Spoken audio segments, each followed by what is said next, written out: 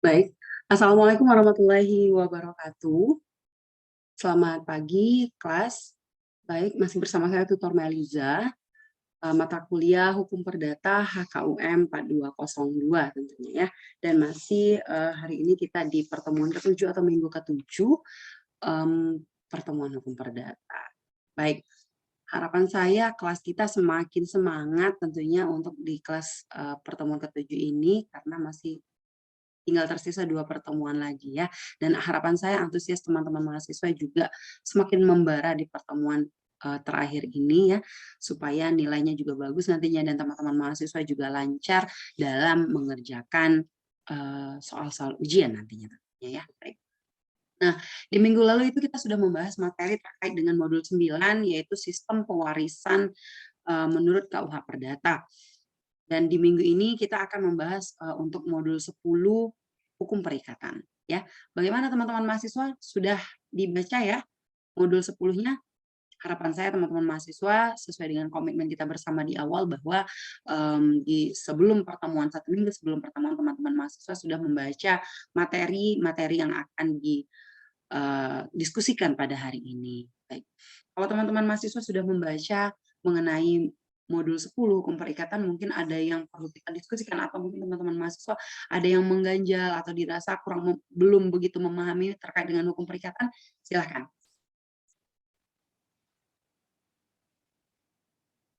Baik, kalau tidak saya akan coba ya kelas kita untuk memberikan materi terlebih dahulu. Mungkin barangkali nanti kalau sudah saya berikan materi, siapa tahu sesuatu hal yang mengganjal yang mungkin belum mau teman-teman atau mungkin masih malu untuk bertanya, saya paparkan terlebih dahulu. Lebih baik kalau nantinya alhamdulillah kalau dari pemaparan saya sudah terjawab. Tapi kalau memang belum juga terjawab, kita diskusikan bersama ya. Baik. Bentar, saya share screen terlebih dahulu materinya.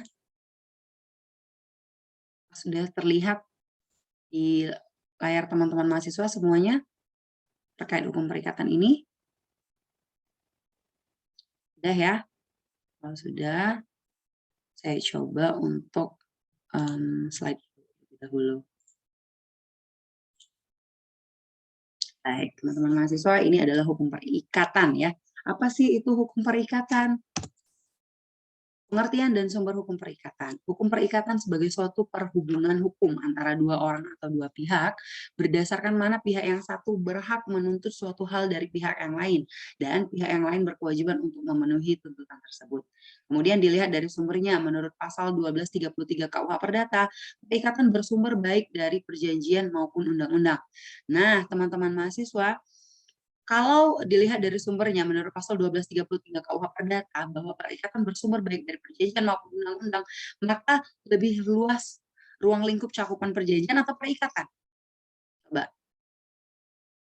Iya, betul sekali. Lebih luas adalah cakupan dari hukum perikatannya atau perikatan, karena perjanjian itu merupakan salah satu sumber dari perikatan itu sendiri. Nah, tapi sebelumnya saya ingin tanya kepada teman-teman mahasiswa, mungkin sudah sering mendengar istilah perjanjian?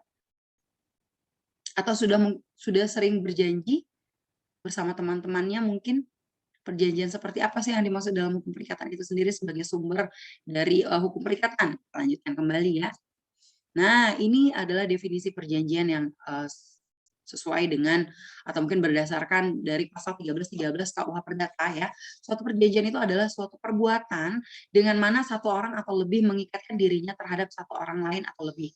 Dan menurut M. Yahya Harahap, perjanjian adalah suatu hubungan hukum, kekayaan atau harta benda antara dua orang atau lebih yang memberi kekuatan hak pada suatu pihak untuk memperoleh prestasi dan sekaligus mewajibkan pada pihak lain untuk menunaikan daripada prestasi. Baik, perjanjian itu ada yang tertulis dan ada yang tidak tertulis. Kalau perjanjian yang tertulis itu disebut dengan kontrak. Dan barangkali teman-teman mahasiswa sudah sering membuat perjanjian-perjanjian bersama teman-teman yang lainnya. Baik, apakah perjanjian ini bisa dituntut atau mungkin bisa nantinya dihadapkan kepada perjanjian hukum? Kita lebih lanjut lagi ya ke materinya. Nah, untuk sistem 3 KUH Perdata dan Asas Kebebasan Berkontrak itu sendiri, pola pengaturan buku ketiga KUH Perdata memiliki sistem yang terbuka dan sifatnya adalah sebagai hukum pelengkap. Kemudian dalam pasal 1338 KUH Perdata menyebutkan bahwa segala perjanjian yang dibuat secara sah berlaku sebagai undang-undang bagi mereka yang membuatnya, ya. Jadi perjanjian dari satu pihak ke pihak yang lainnya asal tidak bertentangan dengan undang-undang dan peraturan hukum yang ada di Indonesia atau mungkin tidak melanggar hal-hal tertentu itu bisa sah dilakukan sebagai sebuah perjanjian, ya. Nah, sebelum lebih lanjut lagi kita ke materinya, saya ingin bertanya kepada teman-teman mahasiswa. Teman-teman mahasiswa sudah sering ya melakukan perjanjian. Perjanjian apa sih? Mungkin boleh disebutkan salah satunya yang sudah pernah dilakukan atau mungkin sudah pernah diamati oleh teman-teman mahasiswa. Boleh bantu saya orang dua, dua saja cukup, silakan. Apa sih perjanjian yang mungkin pernah kamu amati? Baik, silahkan, Mbak Ana, perjanjian apa? Iya, betul, ya, perjanjian atau mungkin kontrak dalam jual beli tanah. Satu ya, benar. Satu lagi saya minta teman-teman mahasiswa silakan bantu saya. Satu orang, satu orang lagi perjanjian apa? Iya benar. Perjanjian atau mungkin kontrak dalam jual beli motor ya. Mungkin dalam biasanya keseharian teman-teman mungkin kontraknya kepada si leasing begitu ya, banyak ya, ada leasing FIF, Adira dan sebagainya. Teman-teman mungkin membuat suatu perjanjian untuk mendapatkan unit motor ya, kendaraan bermotor atau mobil. Teman-teman membuat perjanjian dulu kepada si pihak leasing. Benar ya? Itu adalah dua contoh. Harapan saya nanti teman-teman yang lain juga bisa memberikan contoh kepada saya ya, apa saja perjanjian-perjanjian yang sudah pernah teman-teman laksanakan sebelumnya dalam kehidupan sehari-hari mungkin barangkali ya. Tapi bukan perjanjian yang perjanjian untuk apa ya istilahnya, perjanjian sesama teman, bukan yang seperti itu ya, atau mungkin secara lisan, tapi yang memang perjanjiannya kontrak atau dalam tertulis begitu ya, ada. Kita lanjut. Nah, macam-macam perikatan teman-teman bisa baca juga nanti itu penjelasan lebih lanjut ya mengenai macam-macam perikatan itu sendiri ada di modul 10.12 ya, perikatan bersyarat, perikatan dengan ketetapan waktu, ada perikatan alternatif, perikatan tanggung-menanggung, perikatan yang dapat dibagi dan yang tak dapat dibagi, kemudian perikatan dengan penetapan hukum. Teman-teman mahasiswa semuanya nanti bisa baca di modul 10.12 mengenai pengertian macam-macam perikatan itu sendiri apa saja ya. Kita lanjut, ada di syarat sahnya perjanjian. Nah, tidak semua perjanjian bisa sah begitu ya. Ada hal-hal yang diatur dalam KUH Perdata, tentunya dalam pasal 1320. Yang pertama itu adalah adanya kata sepakat, kemudian yang kedua itu ada kecakapan, yang ketiga hal tertentu, dan kemudian yang keempat itu adalah sebab yang halal. Teman-teman bisa baca di modul 10.14. Nah, kita bahas sedikit. Yang pertama itu adalah kata sepakat. Kesepakatan, artinya kedua belah pihak sepakat untuk melakukan atau mungkin untuk melaksanakan perjanjian tersebut atau membuat perjanjian itu tanpa adanya paksaan untuk salah satu pihak ya, terhadap masing-masing pihak itu tidak ada paksaan. Kemudian yang kedua itu adalah kecakapan. Kecakapan itu adalah kecakapan dirasa layak atau mampu untuk membuat suatu perjanjian, di mana cakap menurut hukum itu adalah seseorang yang sudah dewasa ya dan tidak dalam keadaan di bawah tekanan, kembali lagi, kemudian mereka juga di bawah pengampuan ya, ada orang-orang tertentu atau hal yang khusus yang di bawah pengampuan. Teman-teman bisa baca untuk kesepakatan itu sendiri, untuk cakapan itu sendiri. Yang pasti seseorang dianggap cakap untuk membuat perjanjian itu adalah seseorang yang sudah dewasa dan tidak di bawah pengampuan. Baik.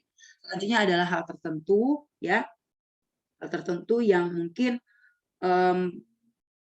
harus jelas ya, perjanjian ini harus jelas. Kalau perjanjian ini perjanjian yang mungkin banyak bertentangan atau mungkin salah satu contohnya misalnya nih ya, perjanjian dalam jual beli manusia. Nah, itu kan suatu hal yang bertentangan ya dengan hukum kita. Nah, itu tidak boleh dilaksanakan. Kemudian untuk sebab yang halal itu sendiri apa? Ya kembali lagi tidak bertentangan dengan undang-undang dan tidak memiliki resiko kemudian hari untuk salah satu pihaknya. Baik, nanti kalau ada yang bingung, teman-teman bisa catat kemudian diutarakan setelah ini ya. Kita lanjut untuk asas hukum perjanjian, ada asas konsensualisme, asas kebebasan berkontrak, asas itikat baik, asas kepribadian dan lainnya. Teman-teman bisa baca lagi di modul ya. Kemudian ada prestasi dan non prestasi, keadaan memaksa serta hapusnya perikatan. Menurut pasal 1234 KUH Perdata ada 3 macam prestasi.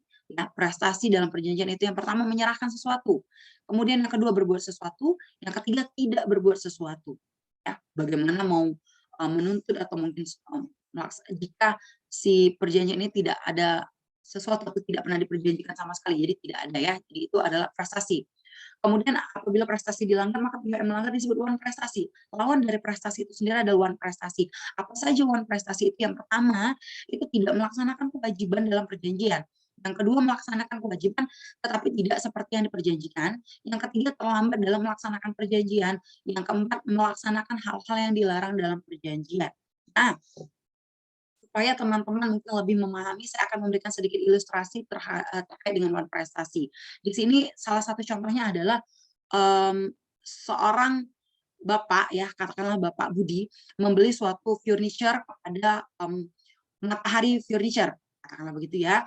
Nah, ternyata pada saat proses pembelian mereka sudah melakukan perjanjian, sudah memberikan uang DP katakanlah begitu atau mungkin uang muka kepada si Matahari Furniture sebesar 50% dan akan dibayarkan sisanya 50% lagi di saat barang sampai. Tapi pada saat proses pengantaran ya ternyata terjadi banjir atau force major, sesuatu hal yang tidak diinginkan. Nah, di mana terjadi kebanjiran sehingga pada saat proses pengantaran barang furniture tadi katakanlah itu adalah meja belajar hanyut dan rusak begitu ya. Sehingga Pak Budi tidak mendapatkan barang tersebut begitu ya. Karena barang tersebut sudah hanyut. Atau mungkin katakanlah barang tersebut tidak hanyut tapi barang tersebut sampai dalam keadaan rusak atau cacat. Sehingga hal ini sudah masuk dalam wan prestasi atau belum. Kemudian ada konflik di dalamnya karena barang tersebut baru dibayar 50%. Nah, sedangkan Pak Budi tidak mau membayar daripada barang tersebut karena dirasa barang tersebut tidak sesuai dengan apa yang dia lihat atau mungkin pada saat dia proses pembelian tadi. Nah, di sini siapa yang dianggap wan prestasi teman-teman mahasiswa?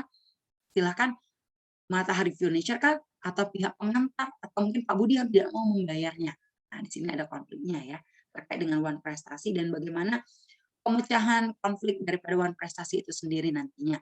Teman-teman bisa bantu saya siapa yang wan prestasi, kemudian harusnya seperti apa? Silahkan ada yang bisa bantu saya? Baik, Mbak Desi silakan. Iya, betul. Jadi ini adalah keadaan force major di mana kembali lagi ke pihak awal ya, mungkin Matahari Furniture, kemudian kepada pihak distributor, bagaimana proses penggantian ini agar sampai kepada Pak Budi dengan sempurna begitu ya, atau mungkin seperti yang sedia kala sebelum mereka melaksanakan perjanjian itu sendiri. Baik. Nah, untuk kasus Pak Budi ini sendiri saya minta nanti teman-teman mahasiswa untuk silakan kembali lagi membuat ilustrasinya untuk tugas partisipasi di rumah ya. Sebutkan mungkin barangkali penyelesaian permasalahan ini, kemudian permasalahannya apa dari cerita atau ilustrasi saya tadi, saya minta teman-teman untuk kita diskusikan di minggu ke depan. Baik, dari materi yang saya sudah paparkan hari ini, teman-teman mahasiswa, adakah yang ingin ditanyakan atau perlu kita diskusikan? Silahkan. Silahkan teman-teman mahasiswa, jika ada yang ingin didiskusikan barangkali terkait dengan perjanjian. Kalau tidak ada, teman-teman bisa saya minta untuk kembali membaca lagi, dan nantinya saya minta teman-teman mahasiswa untuk tugas-tugas di LMS ya, baik itu diskusinya atau mungkin yang lalu untuk diskusi di forum ini bisa nanti diutarakan di diskusi juga ya, atau mungkin bisa japri ke saya, atau bisa kita diskusikan bersama di WhatsApp group kalau memang ada hal-hal yang mengganjal terkait dengan hukum perikatan atau mungkin pernah menghadapi permasalahan terkait dengan hukum perikatan.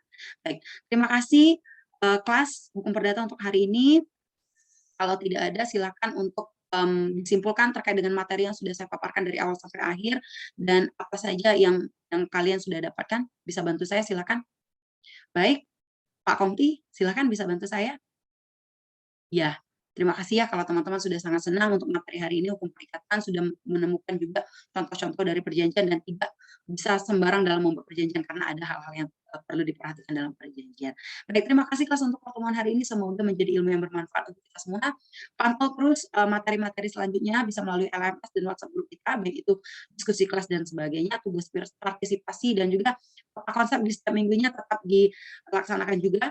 Nah, untuk baca di rumah juga lanjutkan untuk modul 11 dan 12. Baik, saya tutup kelas untuk hari ini. Wabillahi taufiq wal hidayah. Wassalamualaikum warahmatullahi wabarakatuh. Selamat pagi.